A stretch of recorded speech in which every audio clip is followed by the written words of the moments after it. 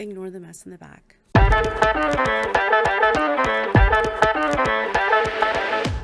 Hey guys, it's me, Moo. I am back again with a review, but this time this is going to be a rant review because I read one book out of this collection.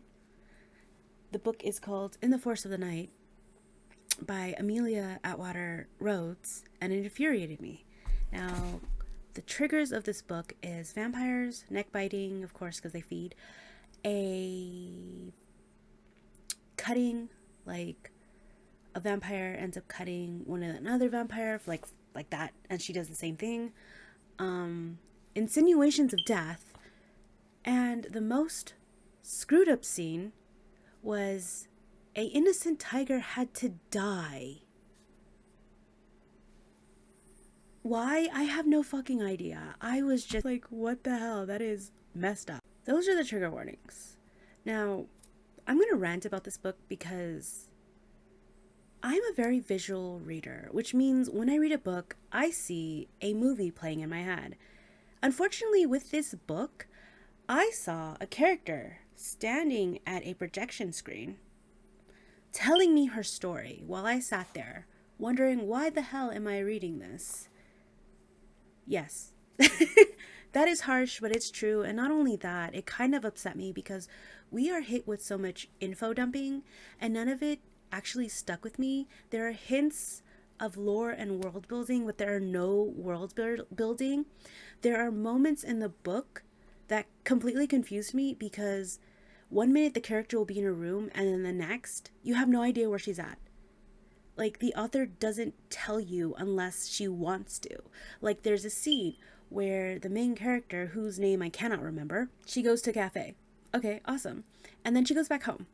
And then we're like, okay. And then we go into a flashback. And then when we come back out, she's in a different place and I have no idea where. And not only that, the book jumps from present day main character to 1701 when she was transformed into a vampire. Now, I actually took a quick look at the book. It turns out her human name was Rachel. Her vampire name is Risika. Risika. Risika. I think that's how you pronounce it. Or Risika. I don't know. I was so confused because I was like, why does she got a vampire name? Why didn't she just use her human name? Let's just get into it. I have notes. I have about 5 pages of notes. So this is going to be a rant review. Okay? I can't really remember what happened. This book is only 100 pages long. And within those 100 pages, I finished probably in 50 minutes because I am a fast reader, and not only that, it was kind of boring.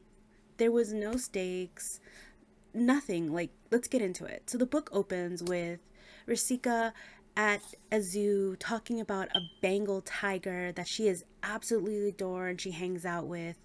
She is a vampire that has these amazing powers. So we know she has telepathy. She can transform into any animal she wants. We don't know until later that she could do instant teleportation, or teleportation like she turns into pure energy. It was weird. The entire first chapter is just info dumps about how the myths of vampires are fake. And then we get into chapter 2, which is based in 1701. Now the thing is, we're immediately told that she has a brother that's a twin brother named Alexander, who has these amazing powers. We don't witness it, we're just told. And then in chapter 3, the MC is really secretive to the reader. Now, I have a feeling that this book was supposed to be written like an autobiography, but I have read certain autobiographies that actually keep me in the story and don't info dump, and they show us a lot of information instead of telling us, and this book was just constant telling and telling and telling and telling. So then we find out they're different kinds of vampires, but she never says what kinds, just different kind of vampires. Different kind of mythical beings. Then she says, oh yeah, humans blood bond to vampires. That's it. She doesn't explain how. She just says they're blood bond. I guess blood bond tells you how, but I mean, it would be interesting to learn exactly how do they get blood bond to a vampire, because in my head, there's certain different ways. Do they exchange blood? Do they feed from each other? Do they kill the human near death and just give him a drop of blood? You know, author thinks. And then she states that she is one of the strongest vampires. There are 5 to 6 strong vampires and she is one of them. But she hasn't showed us that. She's just told us. Okay. And then she goes onto the territory of this vampire that we have no idea who he is because she's being all fucking secretive. And then one of his minions tries to go one-on-one with her. You're a human. Why are you trying to attack a vampire? Come on, think. What gets me in this book is how the main character, Risika, her human name is Rachel. We're going to call her Rachel. What gets me about this book is that Rachel constantly knows things about other characters but doesn't tell us how. For example, we go back into 1701. Now, these are flashbacks, okay? So she talks about how her younger half-sister, I forgot her name, resents her because she gets the attention of young boys. Like, how does she know that? She doesn't explain how she knows that, but she knows that. Like, okay, did she tell you? Did you overhear her? Why are you telling us this? Why don't you show us it? And like I said, at this point, there's a lot of tell and not a lot of show, and it's so annoying. And then chapter 5 was straight up just an entire chapter about her emotions, and nothing is really happening. It was kind of boring. We get back to 1701, and I feel like this story had already dragged on. There are certain aspects that I found so interesting, but she just tells us things that she doesn't show us. But so back in 1701, because we go back there after her woe is me moment, and she sees her brother and a witch talking, and she's eavesdropping on them, and she hears about how Alexander, I think that was her brother, was very disrespectful to this vampire, but she called it a witch, to this vampire. And we don't exactly know what he did until later in the book, but what the fuck? So the vampire's like, hey, come over here, I know you're there. And then Rachel has this entire like entitled attitude toward this vampire, and I'm like, girl, did you not hear them threaten your brother? Like, these are vampires, you can tell they're vampires. Like, why are you being so snooty and having an attitude? Like, grab your brother and run. But what I kind of hate about the writing is that the author will hint and indicate that someone is dying or hurt, but the main character never witnesses it. Poor Alexander is hurt by one of her enemies, Aubrey, and he pulled out a knife, and I guess we stabbed him, but we don't really know because the character doesn't know, so we don't know. So Alexander might or might not be dying, and this character is having a conversation with the vampire, with her possibly dying, not dying brother at her feet. Okay. Now this is where my confusion comes in. Tell me why the vampires would kill the brother that has like these mystic powers, like he could read people's minds. Why would they kill him and take a nobody like Rachel? A normal human like Rachel? Like, why kill him, right? Why take her? It was just, they gave no explanation why. No explanation why they chose her over Alexander. If I was a vampire, I'd be like, ooh, a human with mystical powers that he was born with? I'll take you. Let's kill the regular human. Like, come on. That's so dumb. Then we jump back into present day Rachel, or Risika. That's her name. So this is where we learn that she has another power where she could turn into energy and instant travel or something. And I was like, oh my God. And then we're literally told that vampire hunters exist. We're not shown, we're told. And then we learn of something called Trist witches. That's it. We just learn about Trist witches. We don't learn where they come from or what they do. We're just told about them. The entire chapter is of her, Risika, and a sick nobody vampire that has nothing to do with the story, info dumping her about Aubrey and his territory and Trieste witches.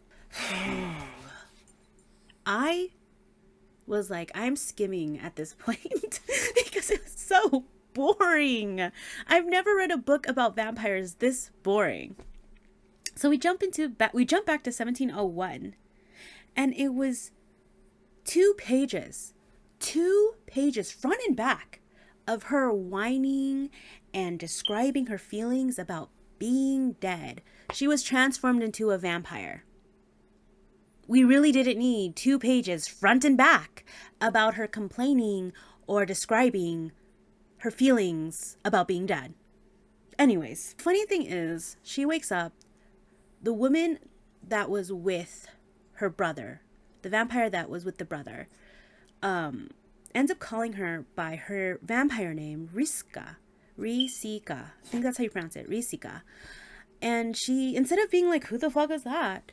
She accepts the name. And I was like, what the heck? I would have been like, who the fuck are you calling that? So then, throughout that entire conversation, we learned that she has no idea who her human self was. She completely forgotten her human life.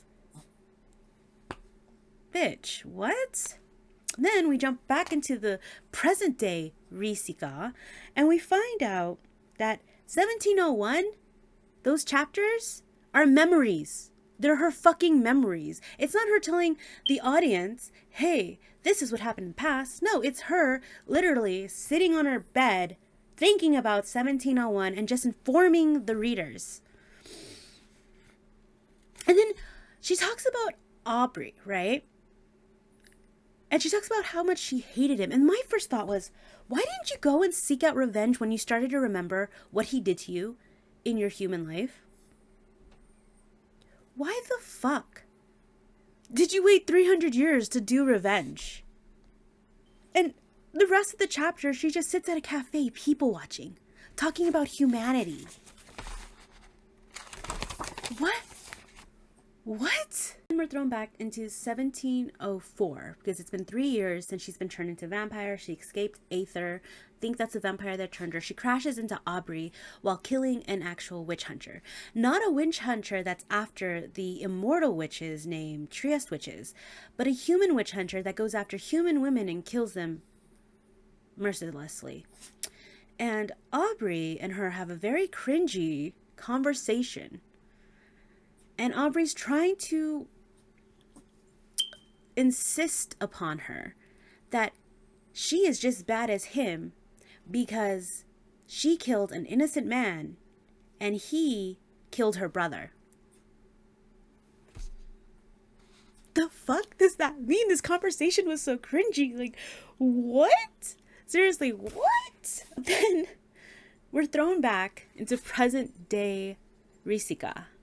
I hope that's how you pronounce her name because I've been pronouncing her name that. Then out of nowhere, we are thrown a character named Jaeger, Jager. He apparently is the little brother of Aether, the woman that transformed Rachel into Risika.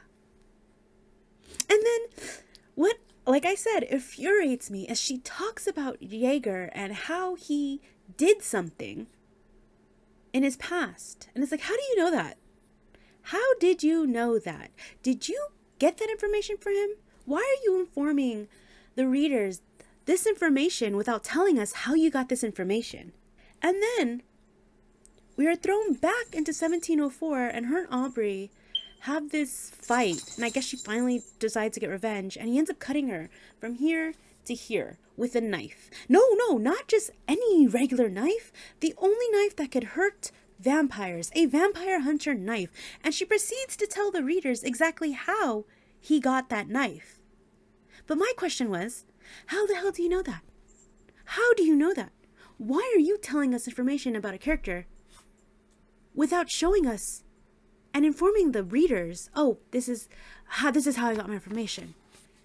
Did you read his fucking mind? I thought you couldn't read other vampires' minds. Then something happens in present day and she goes back to the zoo and her beloved tiger that she named Tora, which is Japanese for tiger, is dead because Aubrey killed her. Aubrey killed an innocent tiger for revenge. Now, this scene really got me. Like, not got me like I started crying. Got me because I got angry. Because why did Aubrey have to go after an innocent animal? Why couldn't he go after the MC? And the thing that really made me kind of roll my eyes is that there is a note from somebody. We don't know who. There's a note with tear stains on it. Anyways, and the way she reacts is she showed more emotion to a tiger dying, or a dead tiger, than her own brother. We never get to learn the aftermath of when she started remembering her human memories and how she felt about her brother, her twin brother, being killed mercilessly by a vampire. We never see that, but we do see her freak out over a tiger, and she uses her power to change her beautiful golden blonde hair into tiger stripes. Then she ends up going to find Aubrey, and they have the driest fucking fight I have ever read. The driest fight. Like, it did not keep my attention at all. And then she's fighting him as a tiger, and she's talking about how the mind of a tiger is unpredictable, and this and this and this. Like she's a fucking tiger, we get it. But then when Aubrey's down, she's about to kill him, and he's like, no, please, begging her. So you know what she does? She transforms human, and she drinks from him, and then gives him the exact same scar with his own blade. And I'm like, what kind of fucking revenge is that? What kind of revenge is that? That was just the driest fight. That was the dumbest revenge. I'm a petty bitch. If somebody killed one of my family members, I would kill them. Especially if I was a vampire. Especially if I was a 300-year-old vampire that had so many different powers and super strength. Oh, and then after she fights fucking Aubrey, she goes talks to Jagger because he was just watching them with a whole bunch of people in, I guess, a club or something, because we're never told where the fuck they were at. And they have a stupid conversation. I don't even remember the conversation. It was just dumb. And then, guess what? Remember the note that was left on the tiger, and we find out from Risika that she has a stalker? Oh, it's her brother, Alexander. Alexander's a stalker. Not only that, he was turned into a Trieste witch, and he waited 300 years to confront his sister. And she talks. That's the conversation they have. That's it. And you know how this book ends? With her telling Alexander that she is no longer Rachel, but Risika. That she is a vampire. What? So that's how the book ends. That is how the book ends. I have no idea why 12, 13-year-old Moo loved this book, because adult Moo does not like it. The writing style is so weird. There's so much info dumping, telling and not showing. And these random characters are coming in and out. Like, she talks about a human named Jessica, a sentence about how she's a writer, and she knows about how she knows the truth about vampires, and she puts them in her books. That's it. But I have a feeling that these characters that were just thrown in there out of nowhere are going to be throughout the next books. And I'm just like, 13-year-old Moo, you let me down. This book was not as good. For being a vampire book, this book sucked. And I'm like, I'm going to give this a 2 out of 5. No, I'm going to give it a 1. Because I was told the story. I wasn't shown the story. I feel like this book would have been a better story if it was much longer and there was more information about the character and her flashbacks had more detail. I like info dumping, but I like when we're shown with it. Like, there's an interconnection of info dumping and being shown exactly what she's talking about. I do feel, because this story was only 100 pages, that she was trying to cram as much as she possibly can.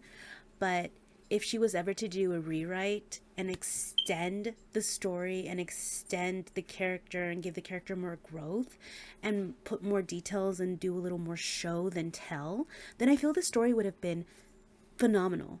It would have been amazing. I mean, it was printed in 1999. So I can't really complain. But like I said, a lot of the characters, especially the main character, Risika, had a lot of potential.